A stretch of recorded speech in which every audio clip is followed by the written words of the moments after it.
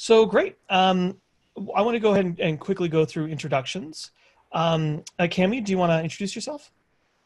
Sure. Hi, everyone. I'm Cami Lewis. I've been with Elastic for about 2 years now. I come from security industry, primarily large corporate enterprise security and security operations. Perfect. Thanks, Cami.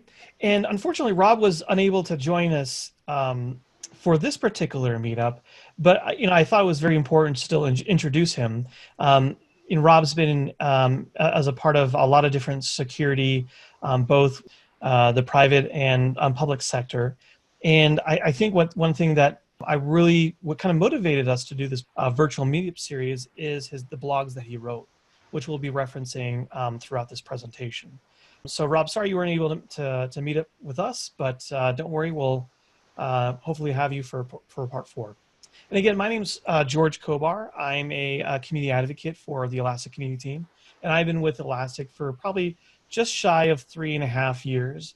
And I've done a lot of different roles, both within Elastic and outside.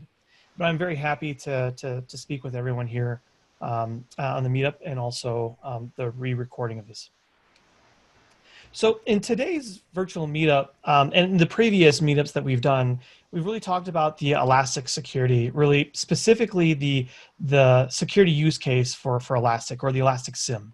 So in this multi-part series, we're really starting with the getting started all the way through threat hunting. But before we do this, I want to kind of talk about just the foundation behind the SIEM solution. And I know we've talked about this in the previous meetups that we had in the part series, so I'll be sure to be as brief as possible. But for the folks that are just joining us for the first time, I think it's important for us to go over. So really, when we talk about the Elastic Stack, or maybe some of you have heard it as the ELK stack, it is really the open source technical foundation for search. And it was created by Elastic as an open source software project, right? And there's 4 main components, which are beats and logstash, which are the ingest layer, right? And beats are just a lightweight data shipper that sends data to Elasticsearch. And logstash is a server-side processing pipeline that again, both of these, beats and logstash, sit at the ingest layer. And Elasticsearch, which is really a RESTful distributed search and analytics engine. It's really the core of the stack. It also acts as the data layer. And of course, we have on top of that, which is Kibana, and the final layer. This is really a place where Cami will showcasing a lot of these SIEM functionalities within Kibana. Not only can you visualize the data that's stored within Elasticsearch, but also you can manage the stack with that. And of course, there's really a lot of different use cases when we talk about what you could use Elasticsearch for. But one of the things that we wanted to do is focus on enterprise search, observability, and Elastic security. And a part of these solutions, we're really developing turnkey solutions for you. So, if you would like to develop all of this, software on top of our open source stack, please, by all means, go ahead and do so. But we also provide these turnkey solutions so you don't have to develop yourself, something you use and consume. And the things that we talk about for security is, it's open and free, meaning that you can download and consume the SIEM. Now, most of the things that we'll be showing is located on the Elastic Cloud or within an environment. And of course, that's just our SaaS offering, which isn't free. But the Elastic security, the SIEM, is that open and free SIEM. And you can deploy it anywhere. For example, you could deploy it as a SaaS service, which we talked about is our Elastic Cloud. The Elastic Cloud service consumes Azure, AWS, and GCP clouds. You can use that, deploy that on-prem on bare metal, or as a container or virtualization. And we offer a lot of different orchestration tools, like we have an open source operator for running Elasticsearch on top of Kubernetes. So there's a lot of different orchestration pieces that you do there. But really, Elastic is on a mission to help provide, and really help people and organizations improve their security awareness. So there's been a widespread adoption of the Elastic Stack for threat hunting, fraud detection, and security monitoring from the security community. So really the intention here for this particular virtual meetup is to really kind of spread awareness and make it even easier to deploy products for security. So when we first worked on a collaboration with our community to develop the what was called the Elastic schema, which is really a stream, it really streamlines the normalization of this data, despite really where the data sources are coming from, whether it be a network or host technologies or cloud infrastructure or applications. It really doesn't matter. So we really launched the Elastic SIEM in June of 2019. And so we introduced the introduction only to the free and open SIEM package that's actively being maintained with SIEM detection rules. So today, with the exception of really the Elasticsearch as a service, as I mentioned before, we'll be showing those today's free and open, and go forward on that. So one of the things that that really motivated us to create this blog series, or excuse me, this web series, is based on Rob's blogs. So he has a lot of blogs that are really Elastic SIEM blogs, or really blogs that are kind of designed for the small, medium businesses, SMB businesses. And we thought, during this time, during the pandemic and COVID, some folks that might want to learn more about security and how they can implement it from from their personal lab or personal environment to even smaller, medium businesses. This obviously doesn't exclude that this is an enterprise solution, but we thought that laying this out and having a blog series, or at least a webinar about these blogs, is really kind of to spread that awareness. And if you missed the part 1, it's actually on YouTube, and here's a link, and we'll be sure to provide that in chat. So if you want to get caught up, you can watch this video and see the part 1. And of course, the part 1 really covered the blogs part 1, part 3, 4, and 5. So if you also want some type of technical or written references to exactly what we're doing, you can find those within those blogs. And the second meetup, which is also on YouTube, really we covered part 6, and then we kind of expanded beyond what the blogs were showcasing. But really we wanted to, in part 6, is kind of go back through some of the things. The part 1, we really just wanted to get started getting data into Elasticsearch. Part 6, or excuse me, the part 2 of the virtual meetup series, what we really wanted to do was starting to do some best practices and some security hardening into that. And really the TLDR for the part 1, we stood up the Elastic Stack. We stood up our trial in cloud. We ingested data using beats directly into Ford. And then part 2 for the TLDR, we wanted to secure access. So we want to make sure that we did some security hardening on the actual Elastic Stack and what roles could be shipped data into Elastic. We added some of the default detection rules, defining the rules themselves. And of course, for the part 3, Cami is going to talk us through the MIBR Attack and some demo pieces. So I think is more into the meat part of the SIEM itself. And without further ado, I'm going to go ahead and hit stop sharing. And I'll kind of turn it over to Cami. And then I'll be sure to go through any of the questions that you have. And if it's a point that I can kind of interject them, I'll do that on your behalf for the video. Okay, thanks, George. Awesome. Okay, hey everyone. So I just want to briefly go over MIBR Attack for anyone on the call that isn't familiar with what it is, because we're going to see it in action in the demo in just a little bit. So MIBR Attack is really popular in the world of threat hunting, as well as security operations in general. And it's used as the foundation for many threat hunting methodologies that are used in both the private and public sectors today. Some of you have probably heard of it. Some of you may even be using it in your daily jobs.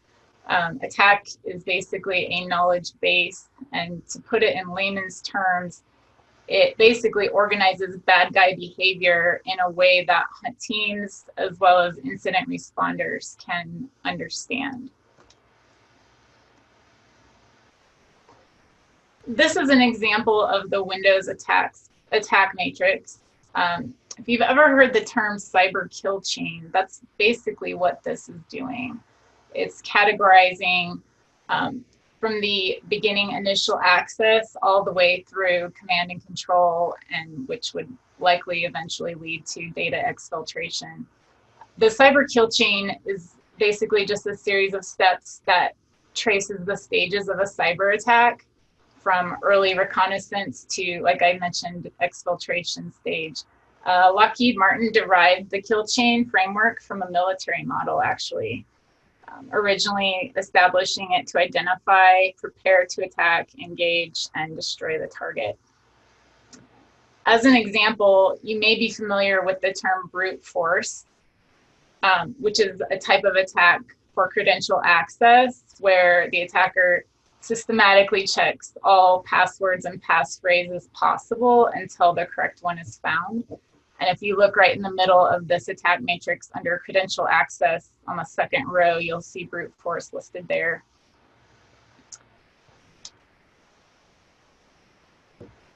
This is an example of what an entry in the attack knowledge base looks like. It's really familiar, sort of resembles Wikipedia in a lot of ways, but it's based solely on adversary tactics and techniques.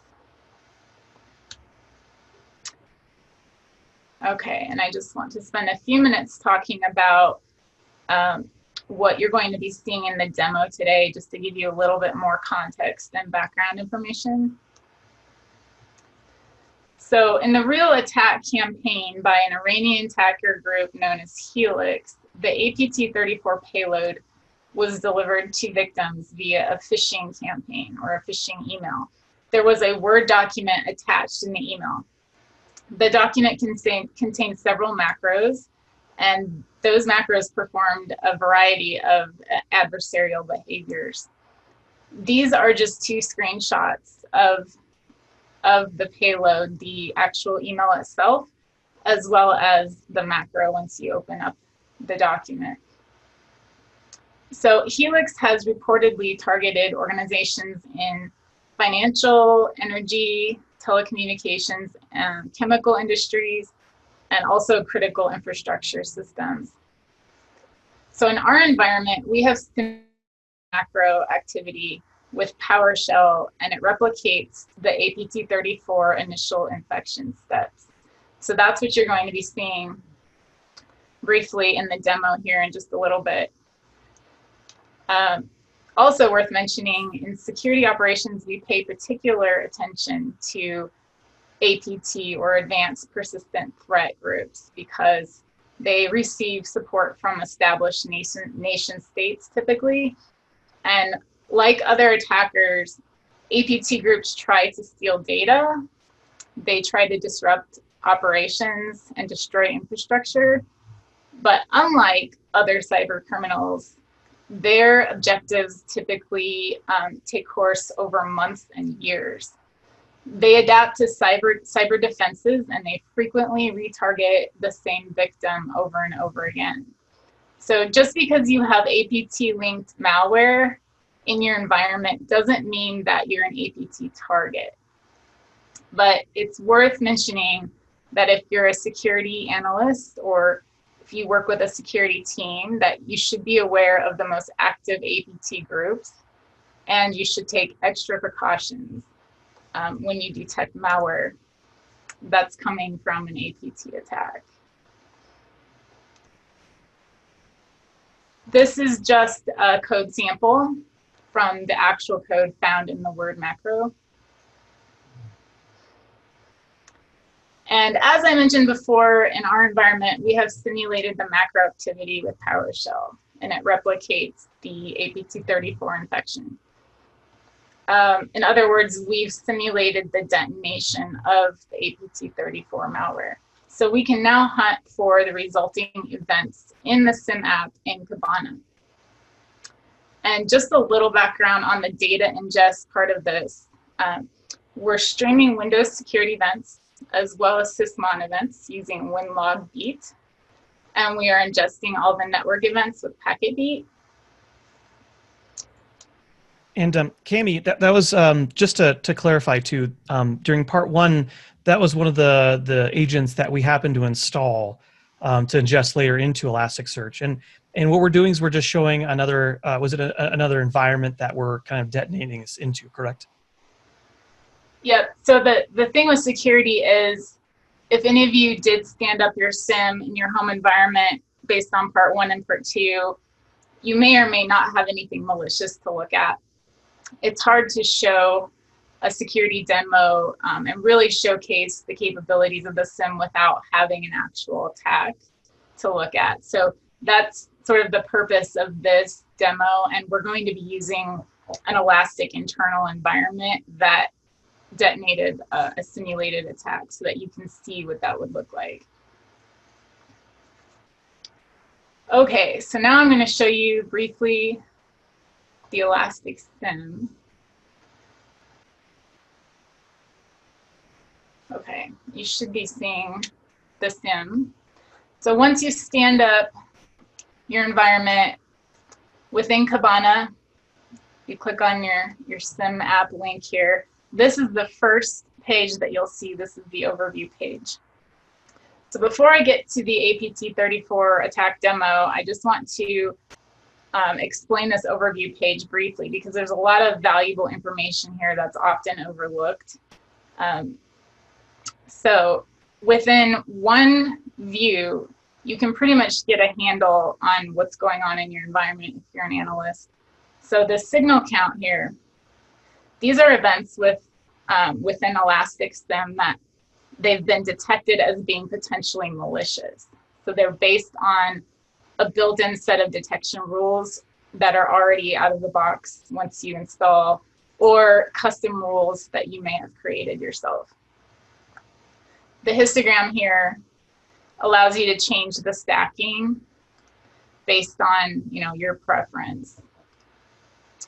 External alerts, this is empty, but if you were pulling in any data from things like IDS, IPS, other endpoint solutions, Suricata and Zeek logs, things of that nature, that data would show up here. In our environment, we're not doing that, so it's blank.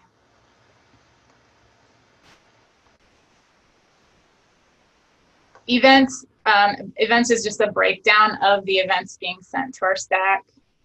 And down here we can see some of the winlog beat and packet beat data that's coming in. And then also briefly, I'll mention these items on the left here. Recent cases and timelines. As users of the SIEM start threat hunting and start investigating incidents, the recent timelines and cases will show up here. And I'm going to get more into what timelines do here in just a little bit. But cases are basically just a collaborative way for multiple people to work on one incident together. And then security news. As different security teams at Elastic discover new threats, release new features, or we publish new content, it gets pushed to this news feed. So that's a really nice feature for analysts. They don't have to go to our website. They don't have to be on an email list. They can just see everything that they would need to know directly here in the news feed. So that's a new feature.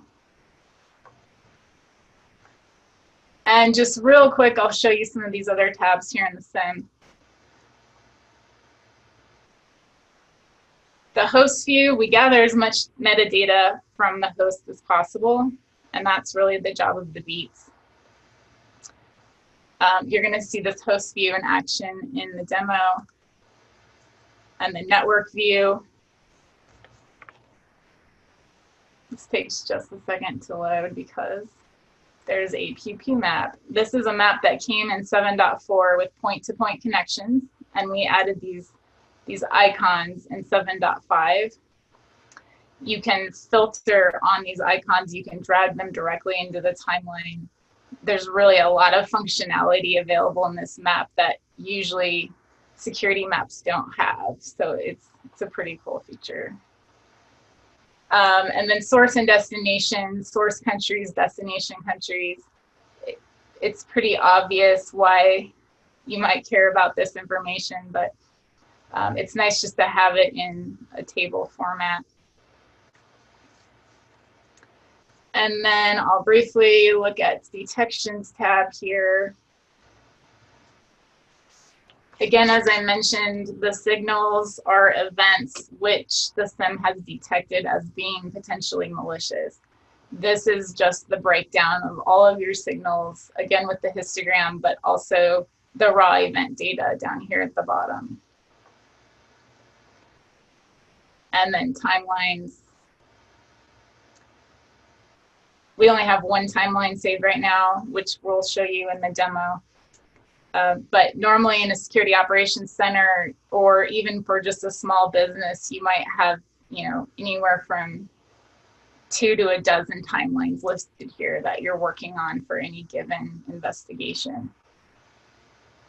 And then cases, we don't have any cases saved, but like I said, if you were in an operations center and you had more than one analyst, and say you had shift work, so morning, mid, and night shift, you could have your analysts working on a single case throughout all 3 of those shifts. So that's really the job of a case feature. And this is new as well. So this is a pretty cool feature to check out if you haven't. All right, so now I'm going to show you a video demo, and I'm going to talk through what's happening. This is going to be the, all right, so I'm going to play this and I'm going to talk through it. And this will show you sort of the beginning stages of how you would start to perform a hunt for an attack such as APT34. So this is going to start by going to the host view and finding the victim host and drilling down into that host machine. And this is where we will begin our hunting activities. We can also see all the metadata associated with the host up here at the top.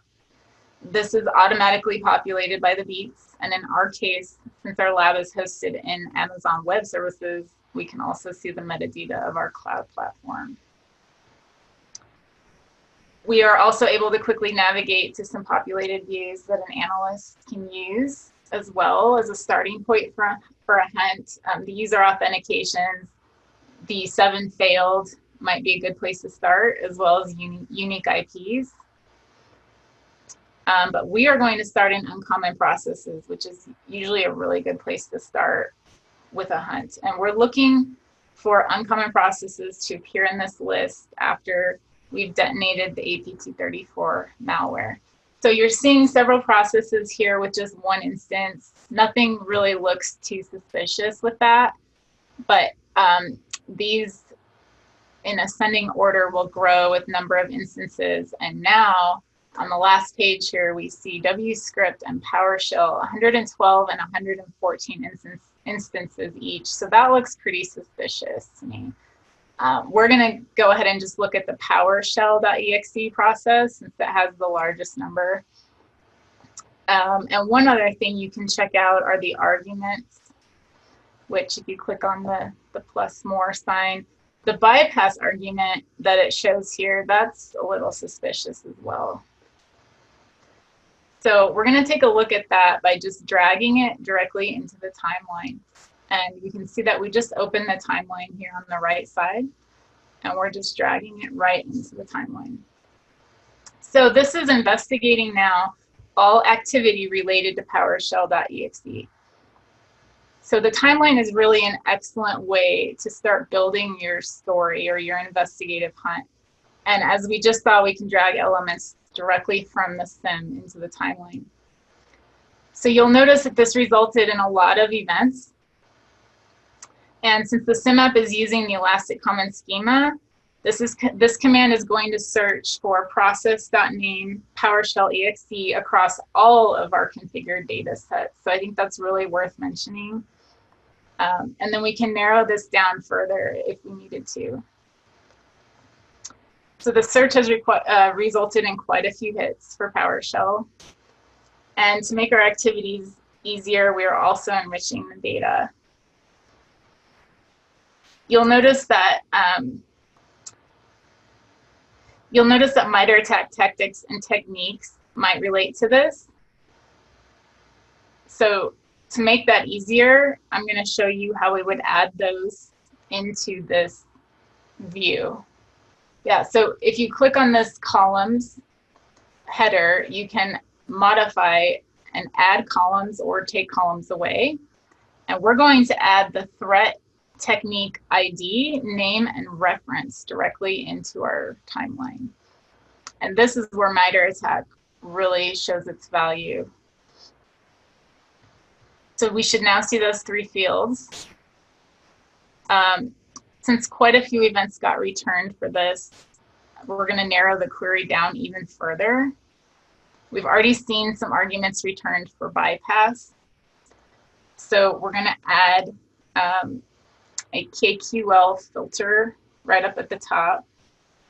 And we're going to filter more on bypass. So by typing in the filter for bypass, it drills down even further.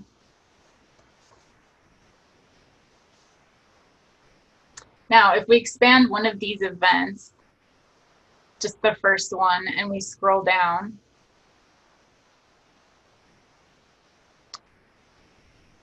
we can see the process arguments where it found bypass.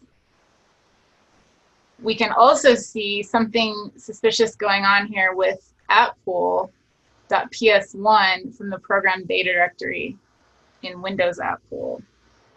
So that looks suspicious as well. Some malware might attempt to download additional files after they run their payload.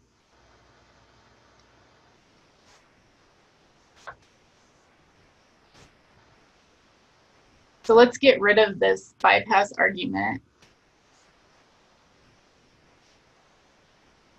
And now if we look at the event actions, we see file created, we see quite a bit of image loaded, registry changed, event actions taking place. But as I mentioned, another technique for DNS may be used to tunnel data out of the network. So this is going to show in just a minute that going through all of these events, we're going to start to see some DNS activity. So it'll take just a second here to load all of the events.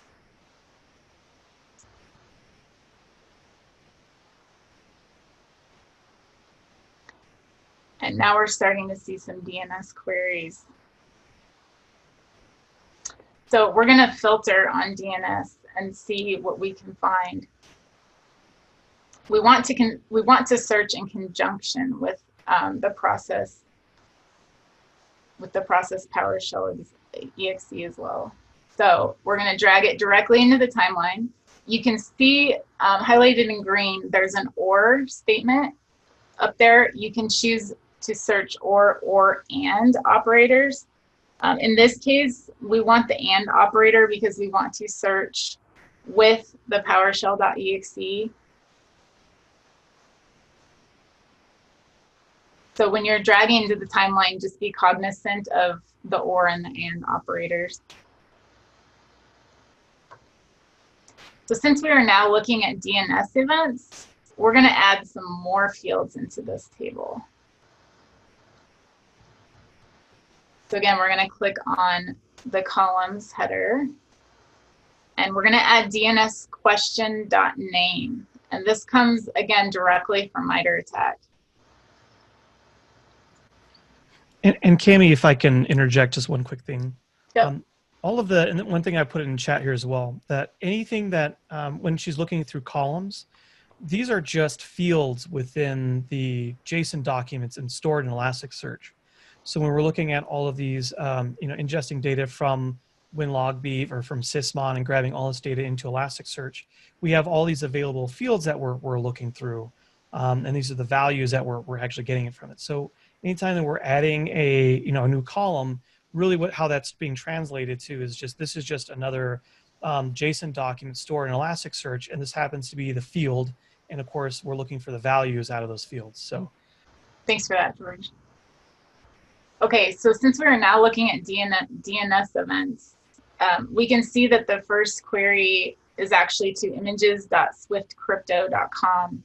This is where our variant of the malware downloaded the script payloads. And immediately after that, we noticed several DNS queries with particularly weird subdomains. withyourface.com, and they are all registered to that domain. So this is typical behavior, pattern behavior of DNS tunneling. So this is going to show you now how you would add a note for yourself or for another analyst, perhaps working in your SOC.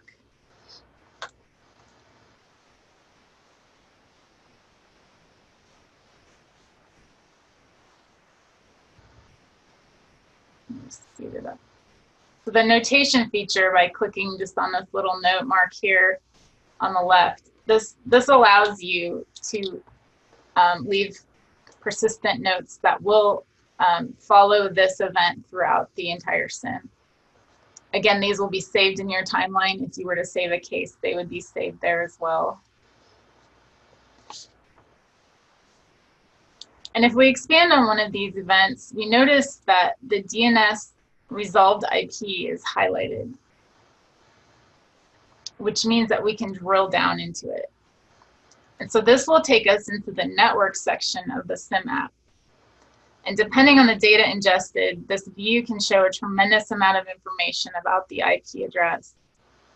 So if we close the timeline, and you can close it and not lose anything, you don't have to worry about saving it. So in this case, it's only showing a resolved DNS IP address. However, this page allows you to quickly look up the IP address in lana.org, as well as VirusTotal and Cisco Talos Intelligence. So if we click on the VirusTotal link, let's see what this has to say about our IP address.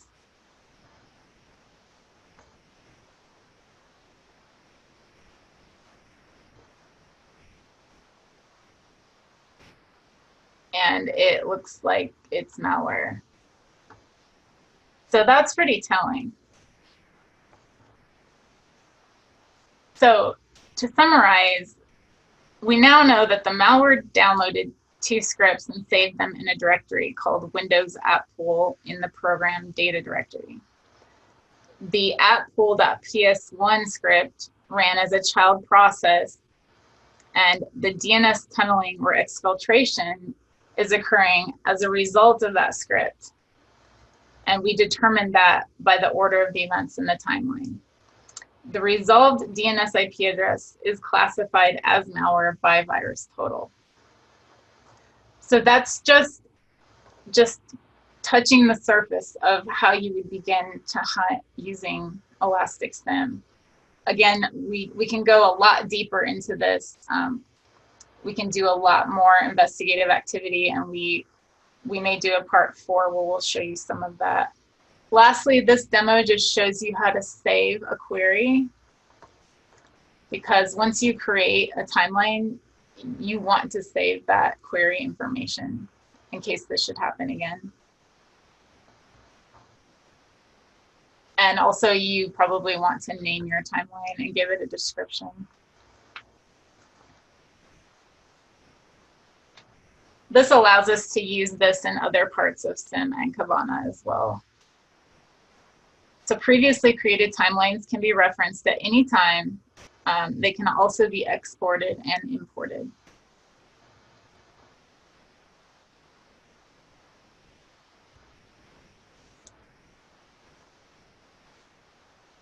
All right, so that's the end of the video, which showcased a basic hunt for the activities related to the AP234 payload. Like I mentioned, there's a lot more that you can do in SIEM.